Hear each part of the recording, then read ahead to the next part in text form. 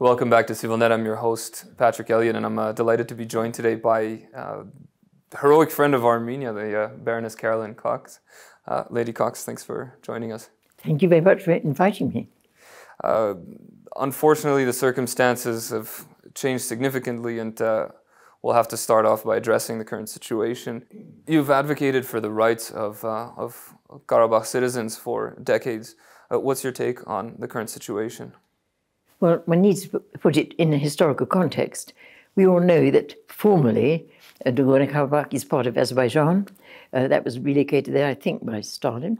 And so legally it is part of Azerbaijan. But of course, historically and culturally, it's Armenian. Armenians have lived there for centuries. There's some of the oldest churches or stone crosses in the world in that land.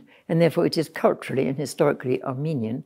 And I think everyone who cares about human rights must have been worried when there was effective ethnic cleansing of the Armenians from that historic land last September. I was in the region when that was happening, and people just had to leave with all they could carry. And it was heartbreaking. And, well, I did 120,000 Armenians had to leave. That figure may not be correct, but that's what I was told, had to leave their historic homeland and come with all they could carry with them.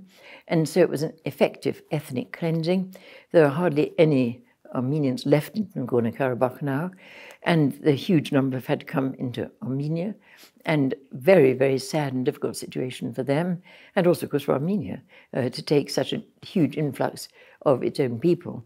And so it is a very sad situation.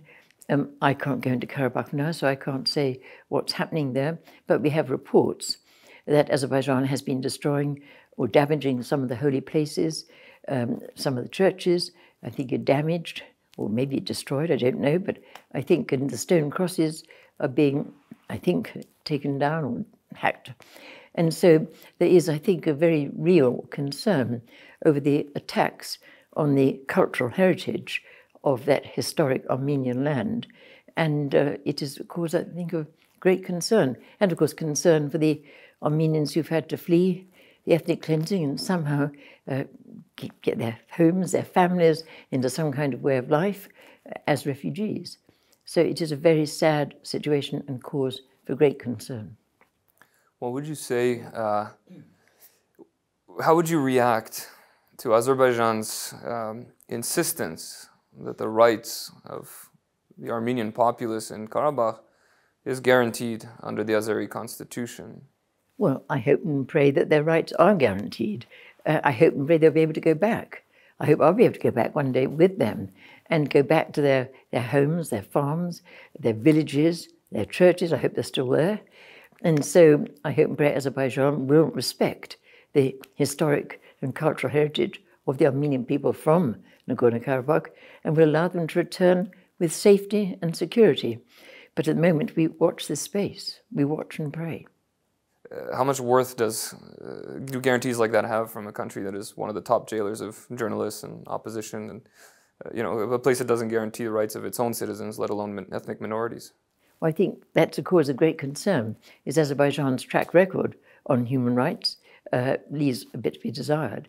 And therefore, to return would, I think, require a lot of guarantees of security for the people who do go back there, because they are very vulnerable. And again, as I said, we have to watch this space. I hope and pray they will be able to go back. It is their land, historically and culturally. They've lived there, it's their homeland and their livelihood. And so we do hope and pray they will be able to go back. But again, it's important that they go back with some degree of security.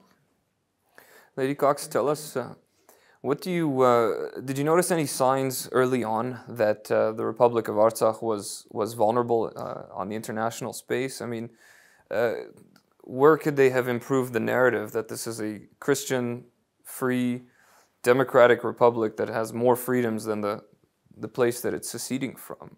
What went wrong internationally? Well, I think that's a very good question. It's a very, very hard one to answer. But certainly one of my concerns has always been that the British government has, on the whole, tended to support Azerbaijan. I think, and it's been said, that the British government with the United Kingdom has a lot of oil interests with Azerbaijan, and of course economic interests affect political concerns and political priorities. And that, I think, is cause for great concern. Why do you think that is, historically? Why is it that the UK has been, I mean, they have oil interests in multiple countries. Why has it been such a staunch supporter of a place that has such a poor human rights track record? Well, I can't answer for them because I disagree with the British foreign policy on this. But I do think it's important to realise to be realpolitik. And for the moment, the oil interests are very strong and maybe paramount. I remember way back when I was having a debate, and I was told, I'd never say who said it to me, but quite a senior person, had a little phrase that sums it up perhaps. He said, no country has an interest in other countries, only interests. We have oil interests in Azerbaijan, good morning. And I think maybe that summarises sadly what the political position may be, and the political position at the moment does not favour Armenia. So in all your years of advocacy for Karabakh, what impressed you the most about the resilience of the people there, despite their circumstances? Well, I always say there are people who maybe have nothing but give everything. And when we visit and we were with the local people, very often over the years they've been in abject poverty. They may have lost virtually everything in terms of this world's resources, but they may not have had anything very much in the way of food. Whenever we were there was always a full table. There was always generosity. And I would say people who have nothing but give everything. And they will do everything they can to mobilize such resources that are available, to make them available both from the point of view of hospitality, but also from the point of view of preserving their heritage. And I think that is really important. And that's why I think they are often there in spite of the discrimination, in spite of conflict. They're still there, and they still maintain their culture, their heritage, and their hospitality. And that's very humbling. What motivates someone from so far away, someone from an island on the peripheries of Europe, to take such an interest in these people who've been fighting for their very existence for as long as they can remember? Well, I'm sometimes asked, what it means to be a baroness. And I always say I wasn't born a baroness. I was appointed to the House of Lords. And when I was appointed, it was quite a shock. I wasn't into politics. I was the first baroness I'd ever met. Wasn't in those words, but not in that world. But I thought, how do I use this privilege? And the idea came, it's a wonderful place to be a voice for people whose voices are not heard, and to be their voice and represent their case. And so that's how I try to use my role in the House of Lords. And obviously the people of Nagorno-Karabakh come right within that category, but also other parts of the world. I will also speak for visit and try and be alongside people who are suffering in Nigeria. There's a lot of persecution going on in Middle Belt Nigeria, in Sudan, in Burma. We call it Burma, not Myanmar, because the local people prefer that. So it's part of my way of trying to fulfill my role, or the great privilege of speaking in the House of Lords, in the British Parliament. And to do that, you've got to be there. You can't just read reports. You've got to be alongside the people. You've got to get the evidence. And I'm told that when I speak, people do listen, because I've been. I can say I've been, I've seen, this is how it really is. And so that is important for the authenticity and the validity of what one tries to do when one's being an advocate for people who are suffering oppression and persecution. And of course the people of Artsakh come very much within that category. In spite of everything and in the wake of the fall of the Republic, what still gives you hope after all these years of fighting for these people? I think the spirit of the Armenian people gives me hope. As a people, suffered so much over the centuries, of course, and suffered invasion, oppression, persecution, but the spirit of Armenia still survives and still flourishes.